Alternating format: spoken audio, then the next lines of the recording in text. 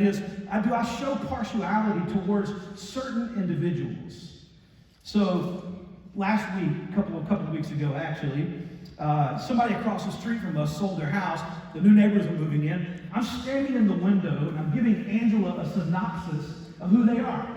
I'm like, hey, they got 2 kids. They're getting out of the car. I'm explaining to her who these people are. I'm describing what they look like. And in the midst of it, I all of a sudden realize I'm judging them. I am sizing them up to see who my new neighbors are. Are they going to be friendly? Are they going to be nice? What do they look like? Are we going to go over and say hello to them? Naturally, we always do that. But I'm sizing them up in some ways. And I realized in that moment, I'm making a judgment call about them. Now, let me just say this, because I think it's important. We all do this. Whether we want to admit it or not, in some way you judge others. In fact, let me just ask you this question. Do you judge people based on their hairstyle? Do you judge them like if their hair is a different color, maybe it looks weird to you? Do you judge them maybe because they have tattoos on their body or maybe piercings? Do you judge them because maybe they're fat or maybe they're skinny and you size them up and say, well, you know what? I mean, based on what I see about them, they're lazy. They don't work hard. They don't, you make a judgment in your mind about those individuals. Do you judge them because they dress differently than you do? Do you judge them because maybe they're beautiful in your sight, but maybe they're not beautiful, right? And so you make a judgment call about them. Do you judge them because they wear masks or they don't wear masks? Do you base your opinion upon that? Do you judge them because they're of a different religion? Let's just be honest. Do you make a judgment call about them? Do you judge them because they're an immigrant? Do you judge them because they're younger or because they're older? Like older people looking down on younger people and younger people looking down on older people and making judgments about them? Do you judge them based on the money they make or the money they don't make? Do you judge them based on whether they're Republican or Democrat, whether they wear a turban on their head or a robe as they walk down the street? Do you make a judgment call about that individual? You see, what James tells us is that this is the sin, he calls it a sin, this is the sin of partiality. We show favor towards some people and we don't show favor towards others.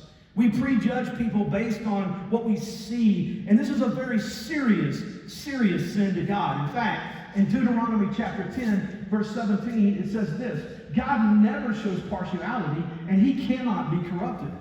God shows partiality towards no one. God accepts everyone, not based on how they look, but he accepts them based on the cross of Jesus Christ. The forgiveness of sins and the idea that they can have a relationship with him. Then in 2 Chronicles chapter 19 and verse 7, it goes on to say this: the Lord our God does not tolerate injustice, partiality, or corruption. It says that it's an affront to God. God doesn't tolerate that. God says, no, that is an injustice. So let me just talk about this for a moment. What is the sin of partiality? Because this is what James talks about. It's showing favoritism and bias towards some people.